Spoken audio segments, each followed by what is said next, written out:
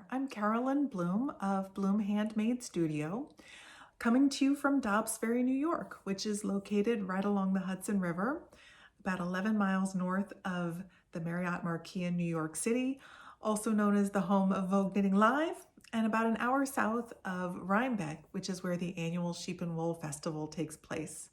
In other words, it's a really great place to live if you are a fabric artist like I am. I am really excited to be recording this introductory video as a possible first foray into podcasting.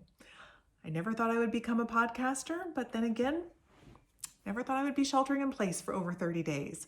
So I've decided to turn some of these lemons into lemonade and give podcasting a go. Or at a minimum, do a little introductory video to the tutorials that I've been recording much of the afternoon for my crochet along that I'm starting next week for Water Arcade, which is the very first crochet pattern I ever released into the world. So I thought I would spend a little time today just showing you some of the samples that I've made for that pattern and give you the information that you'll need for the supplies if you want to join in the crochet along, and just give you maybe some inspiration to participate in the merriment. So without further ado, let me show you the first sample. This was the first time I ever did a water arcade. This is a baby blanket that's made with all fingering weight yarn.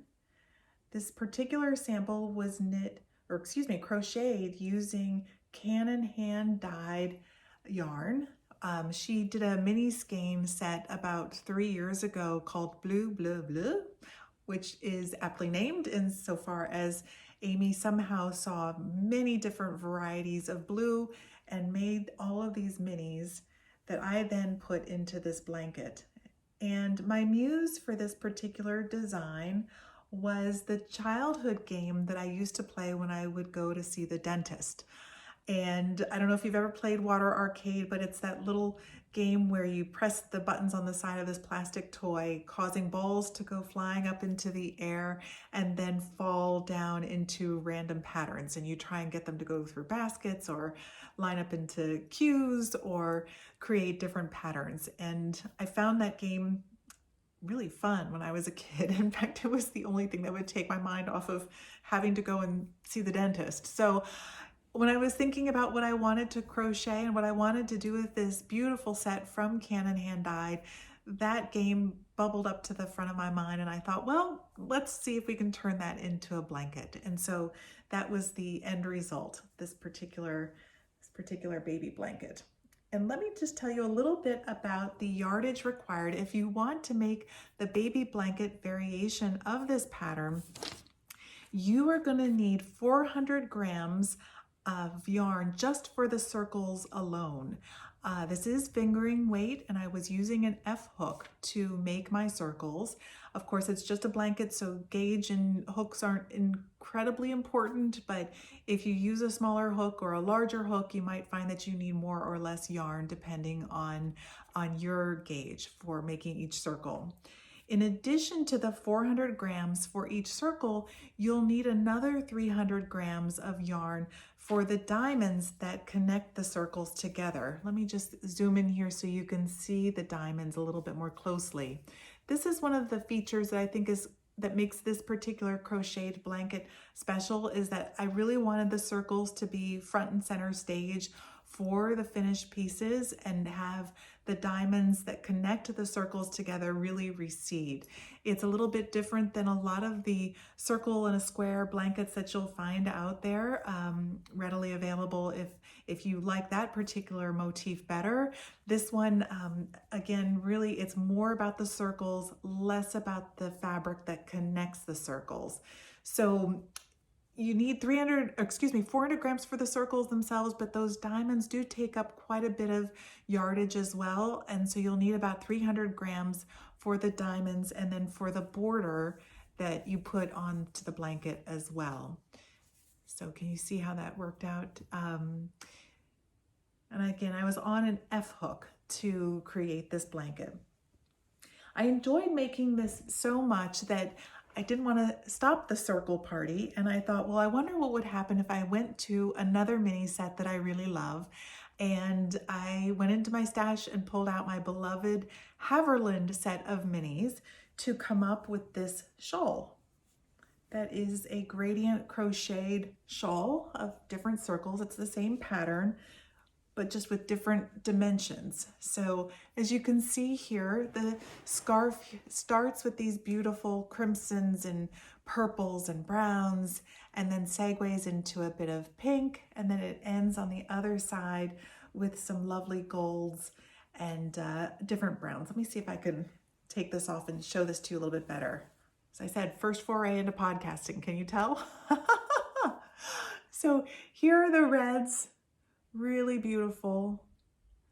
And you kind of work your way along and you get into some of the pinks. And then that just kind of segues really, bear with me here guys, segues nicely into these more umbery browns and golds. So I worked on this for Rhinebeck 2.5 years ago, and this was a lot of fun to wear to that festival because this is pretty much what the trees of Rhinebeck look like at that time of year.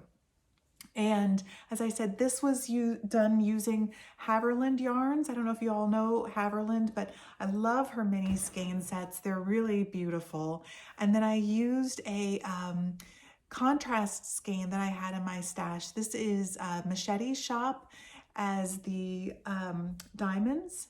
And then I had to dip into another skein by Olan for the border. So let me just give you the dimensions of the shawl itself. The shawl is 11.5 inches wide by 63 inches long. And it requires 220 grams for the circles and 150 grams for the diamonds. And I'll put all of this information in the notes below. And so don't worry if you don't have a pen or paper to write this down. But let me just mention it again, 220 grams for the circles, 150 grams for the diamonds. And again, I was on an F hook to make this one. It's just my happy place is an F for fingering weight when I'm doing my crochet. So I don't know about you all, but when I am knitting, I always find that I have little bits and pieces of yarn left over from my projects. And I don't think I'm a hoarder, but maybe I am. I can't bear to throw those things away. And so once I had finished this scarf, I thought, well, let's see what happens if you just go random. And rather than using a defined set, you just tap into your leftovers. And so this particular baby blanket is what you can achieve with just leftovers, minis, advent calendars, skeins, that sort of thing. And you can have a lot of fun just pulling out your fingering weight leftovers, socks that you may have made, hats, baby sweaters and whatnot. Just pull those out and see where you go from there. To get an idea of whether or not your leftovers are sufficient for making a circle, each circle takes about 2 grams of yarn. It's just a hair over 2 grams. And so if you've got a 10-gram mini, you'll be able to get 5 circles. And if you've got a 20-gram mini, you've got enough to do about 10. Again, it'll depend on which size hook you're on and your gauge. But for my gauge and an F hook, I usually was able to get a circle out of 2 grams. So this baby blanket was a lot of fun. I did need a little extra yarn to do the border because I tacked on a pretty little shell stitch around the border just to give it a little extra oomph. And so again, for this baby blanket, it's 40 inches by 40 inches, and I needed 400 grams for the circles and about 350 grams to do the diamonds and the border all the way around. Let's see, what else to tell you? I am going to be starting the crochet along on Monday of next week.